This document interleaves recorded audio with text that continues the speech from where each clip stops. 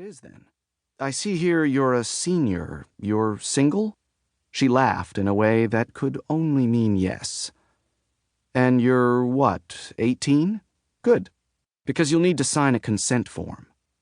Sure, no problem. But, maybe I should find out what this is about first. I mean, there is a limit to what I'll do in the name of science. She laughed again, but she wasn't fooling either of them.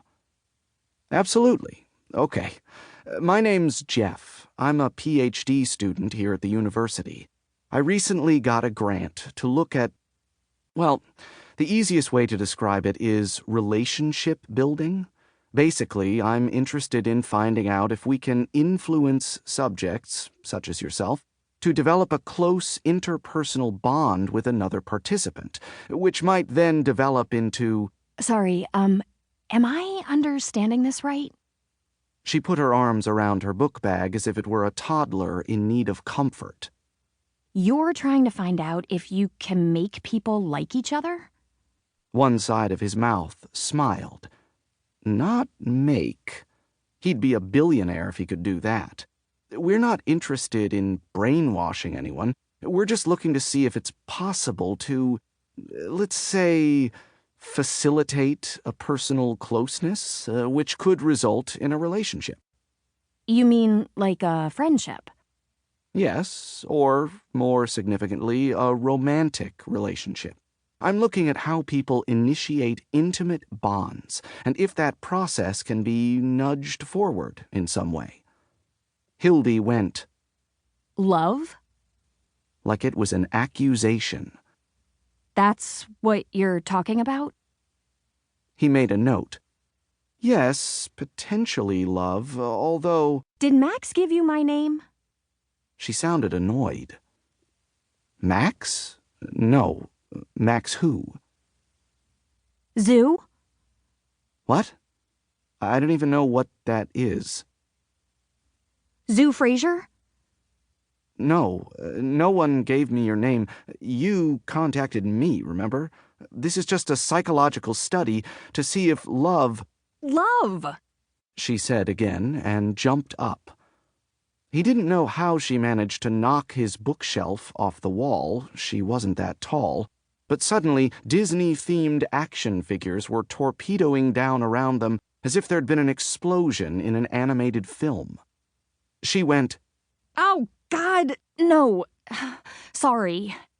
And turned around to see what she'd done. Her book bag swung behind her and hit a lamp, which slammed against another shelf and sent supervillains flying too. She put her hand over her mouth and made the type of whining noise dogs make when they need to go outside.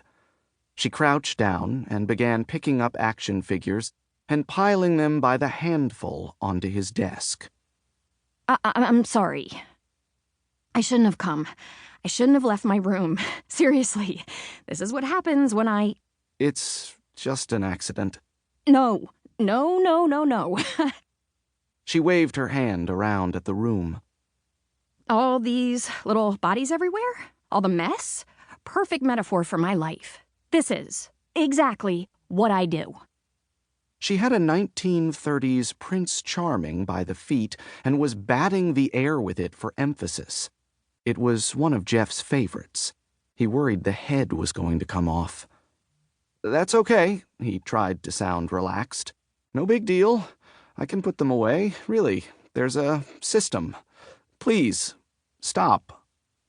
He had to say it a few times before she nodded, apologized again, and stood up, or at least tried. She stepped on the bottom of her coat and slammed her forehead into the edge of his desk.